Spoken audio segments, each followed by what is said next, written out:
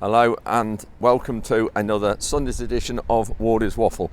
Had a great day today. This is Saturday weather-wise, but more rain tomorrow, the next 3 or 4 days. We still haven't done any land work at all on any of the heavy land. It's still wet underneath, so got a decision to make in the next few days what we do.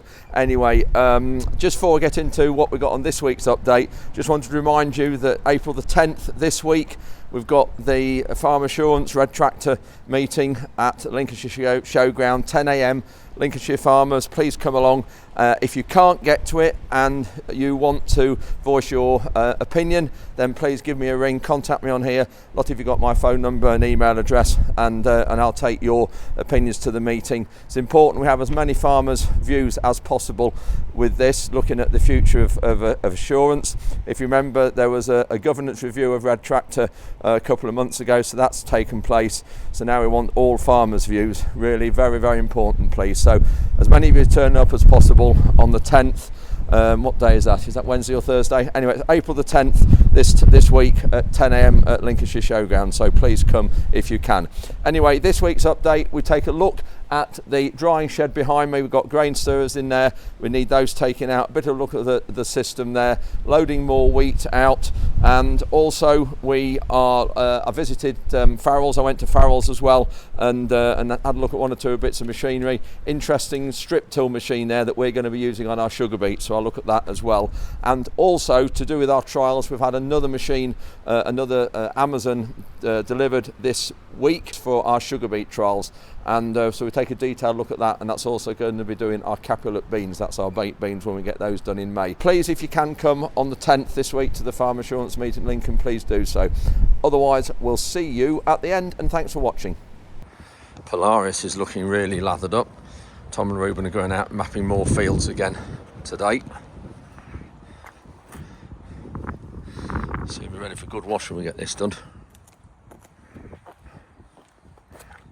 You can see I'm up in the bins again. Regular viewers will have seen or remembered Wednesday night's update when we were looking at loading out of here against loading out of our sheds down at the main farm. That's a lot easier, and we can see we're out the bin still. I've had quite a few comments, thank you very much for those, about some of you who have worked in systems like this and bins like this, shoveling to do and brings back memories. So I just wanted to show you what it's like in these bins when it stops running and how much shoveling there is to do. So you can see the wheat there heaped up.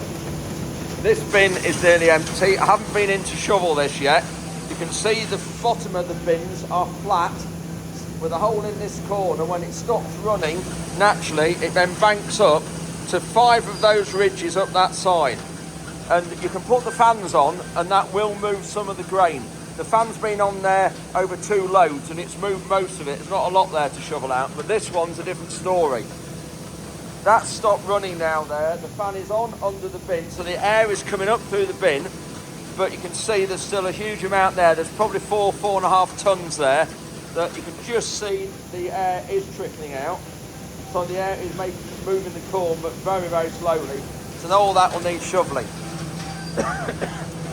And then here, this is where the bin is dropping. This is where we're loading at the minute, so it's going out of this. But you can see there how it goes out in the corner, and then it leaves it. You can see by the line up there how much higher it is this side.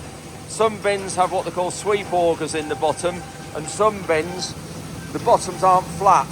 So you would have, the floor would slope up so that it would mirror the wheat when it stops running like that side. But the problem there is you lose 5 tons of storage, or whatever tonnage you've got to shovel, but obviously it's a lot easier. The reason why the air underneath will move the wheat, if you look at the grills, those grills down there are angling this way, then that's a different line and that's going that way. So all the air will blow the grain towards the edge of the bin, and then that line of the grills there, the air's going in a different direction and forcing the grain down the hole. It's Friday morning. Yard's wet again, you can see, but what have we got here rolled up? It's an Amazon sugar beet drill or precision planter. It will put more than just sugar beet in.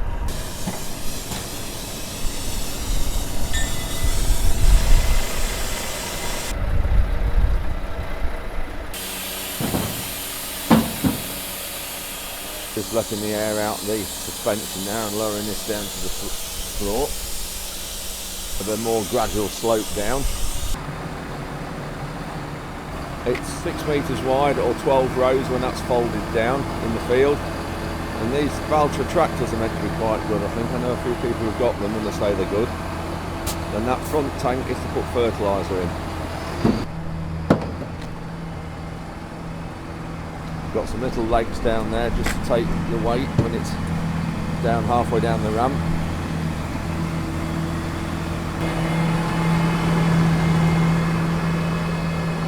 That's it.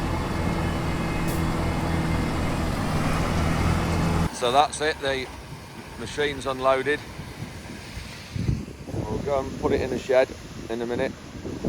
Just have a look round it and we'll pop it on the weighbridge as well. So the sun is now starting to come out. That's that thing up there, which is great. Just going to open the shed door and put this tractor away. What I just wanted to explain was about the cropping. With the rain we've had this week, I think we have probably now drawn the line under planting any more crops on the heavy land. We will do on the light land, but that is apart from sugar beet. We will have to put that in to meet the contract, and it will be probably May by the time we're able to go on the land properly now with this rain. There's more coming this next week. But also it's the baked beans we're going to be able to get in, because they don't need to go in while they don't need to go in the ground until oh, I'm looking for that. That's a wheat delivery ticket, and I dropped it, I think, yesterday. Oh, I need two hands to get that up. Anyway, yeah, the baked beans. What we are doing, last year we had 13 acres of these special beans that turn into baked beans, and that was the field just to the side of that hedge. And some of you have seen the videos, those regular viewers seen the videos that we had some beans put into tins, and this is one of them. So we don't have Heinz beans here, we have Wardy's beans. So we have increased the area of the beans this year from 13 acres to 154. So a massive jump, which is about 62 hectares if you're in new money. Looks like I've only just got out of bed, which I haven't. It is 8 o'clock in the morning. And so big jump in the bean area. So hopefully produce a lot more of these, but it's going to be 2 or 3 years because of the seed multiplication and what we're doing before we can actually get any significant quantity. We are going to be putting the beans in with this precision planter rather than our Simba drill, because we want to make the seed go as far as possible. We're the only ones that's got the Capulet seed at the moment, so the tonnage we've got that's as a result of last year's harvest, we wanted to go as far as possible. So that's why it's going to be planted on wide rows like these, 20 inches apart, or half a metre wide rows, which is the same as sugar beet. We might try and narrow it down a little bit, but I think when you look at this, you can narrow it down because it might just be a bit wide. I'd rather go down to sort of 40 centimetres if we can. But obviously you've got a limit because of the gaps in the hopper here of squeezing them up. So I'm not quite sure with this machine, with this drill, how narrow we can put the rows. So we are going to be putting them in with this machine, as well as doing sugar beet trials. That's what the idea of having this. So we are also putting a companion crop with this, because we've found out last year the beans grow, we know they grow very low to the floor, but having black oats with them, a companion crop with them, it really does help pull them up and make them sort of grow tall and grow up to the light. And if you look back at my videos from last summer, these are the numbers now along the bottom of the screen here, the farm updates. If you look at those, you can see the crops growing, harvesting them, and why the companion crop really did help when we got the McDon header here with the New Holland to get help in the harvesting.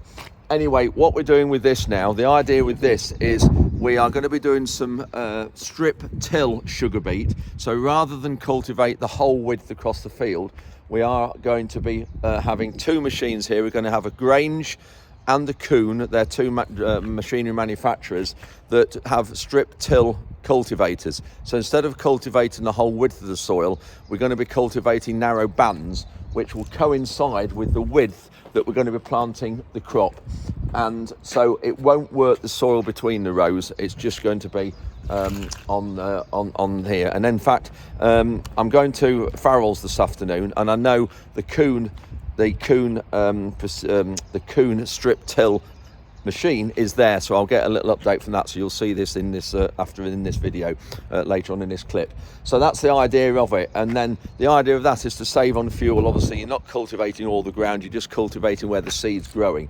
So we're going to be doing quite a lot of trials, but it's on the light land, so hopefully we'll get that in this next week. So the idea of this is, with this hopper on the front of the tractor here, you can put fertilizer in here, which we're going to be doing for the beans, but also this hopper can be used on other tractors, and it can be used as well for seed. So if you want to increase your drill size, your hopper size, when you're planting your normal crops, not precision crops like sugar beet, but you can put wheat and barley and peas and beans and all sorts in this hopper as well as fertilizer. There's a metering unit in the middle of the hopper here, so there should be a cover on there, but there isn't at the minute. It's just open. The fertilizer or the seed will drop through there into that tube. Then this pipe here, there's a fan, so that fan will be blowing air through this tube, and as that seed or fertilizer drops down, it pushes the seed or fertilizer through the tube there, out here, up this pipe, along the side of the tractor. And they have this flexible like that, because when you lift this up and down on the linkage, of course, the length of that pipe will alter, so that's why they have a bit of flexi pipe there. Blows the seed of fertilizer down here, back into this flexi pipe, because this lifts up and down obviously, so that needs to be flexi, and then through there up into that distribution head where it's black, and then out into back through the black pipes. You can see there's one there, there's another one there, and you probably can actually alter where this fertilizer's dropped, but obviously we'll get Amazon to show us this. I'll get Simon Brown or Oliver from Amazon to show us this when we get it running. But that's the idea of it. I've never really had much to do with Valtras, but I do think, from what people say, they are good. So nice cab. I'll put my tin of beans just there for the minute. Is that, looks like that's a, yeah, nice glass roof, which is good. So there's the tube going down the side of the tractor, and there is the distribution head you can see there behind for the fertilizer or the whatever we put in the hopper from the front. Looks like quite a heavy rig, but we'll get it started up. All right, Nala, you'll have to just wait, I'm afraid. Just shut this door. There we go.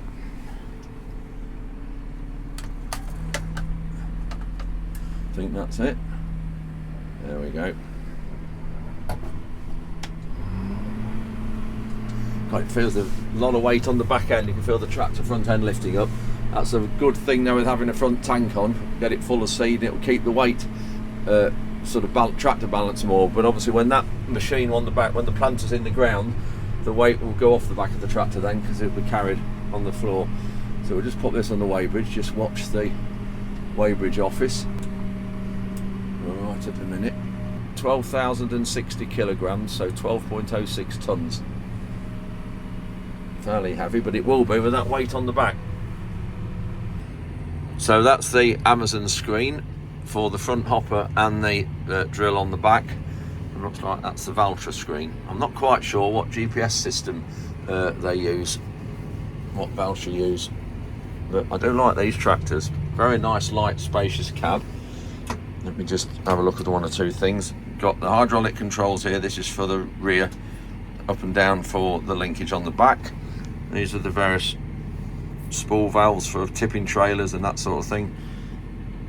Four-wheel drive switches, various linkage things there by the look of that one as well.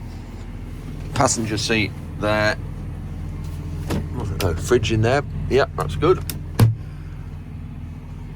And aircon heater controls up there. I should say that's a fuse box in there, possibly. Yep, that's where the fuses are. That shuttle lever there is really good to use because that's neutral. Park, you just pull it out there and put it down to there, and here it drops the tractor revs. Then take it into, it lifts the revs, and then you just go reverse there, and it's handy because your hands off the steering wheel, so you're going backwards there, just lift it up with your hands, forward like that, and then off you go forward again, and then stop there and back very slow movement. That's really good. So I'll see if I can back it in there without hitting anything. I've decided to move the grain pusher blade that's just in the doorway. I thought it's asking for trouble backing something into here that's not ours and running into it. So I'll put this on and move it to the back of the shed. There we go.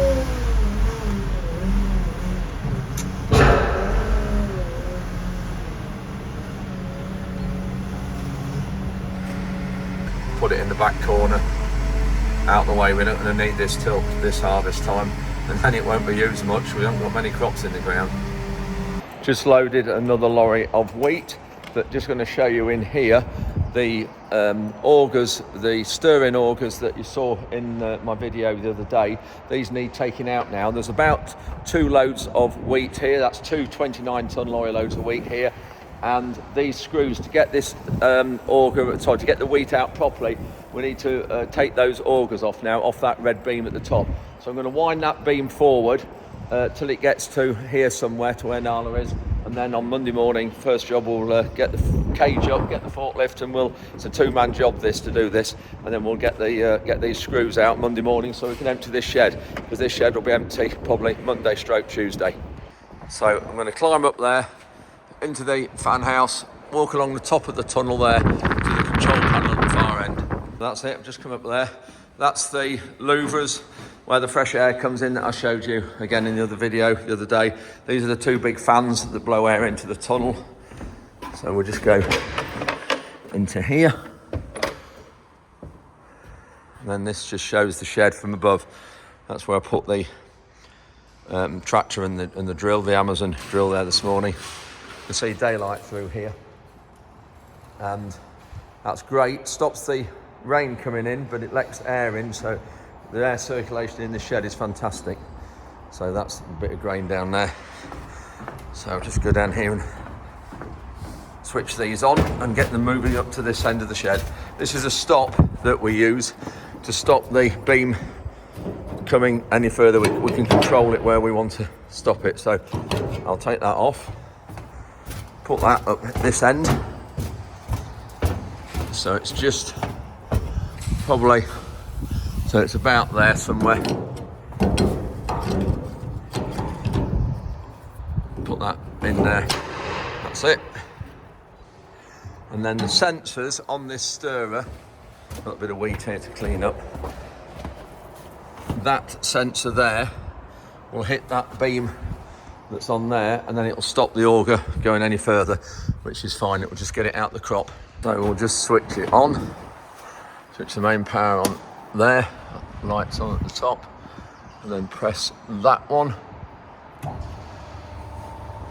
That's it, that started one of the screws.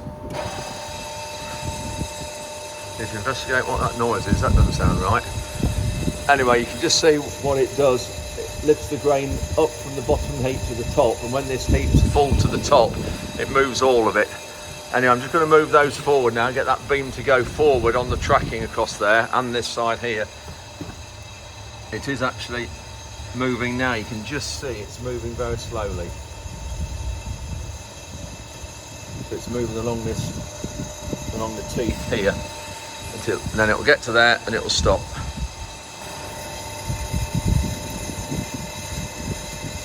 I'll just go in this shed and hope this have got, yes, they have, the stirrers have got to the end. I need to go and stop that because you see they're vibrating because they're not in the crop. But just showing what they're like now, how they go right to the floor.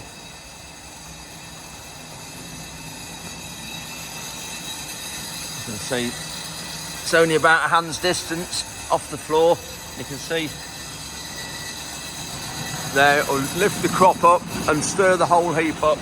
That moves down the shed there, and those move left and right like that across the heap. Anyway, I'll go back up the top there to that control panel and switch them off. So you can see here how it's reached the bracket we put in, and that sensor just in there has touched it, which stops it going back. So we'll switch that off now. There we go. And Monday morning, get those taken out. I've just popped to Farrell's, the John Deere dealer just up the road from us, 10 minutes away. Just have a quick look at some of the machines here. Got a huge amount of kit here. Some of it's new, some of it's used. Now this is what we're going to be using in the next 2 or 3 days, hopefully, or a few days. It's a strip till machine. So we're going to try this for sugar beet instead of soloing and pressing. We're going to solo and press most of the field and then just have an area where we're going to have this running. So it just cultivates a really narrow strip rather than cultivates the whole ground. And then we'll plant the sugar beet on exactly the same rows. So it's 50 centimetres from there to there, or 20 inches. That's the width of our sugar beet rows. So you can see, these discs control the soil flow. You can see there, so you just move a narrow band of soil between the two discs. So that area between those there isn't moved. So we're going to be trying this, doing some trials to see what sugar beet grows like in a strip till system.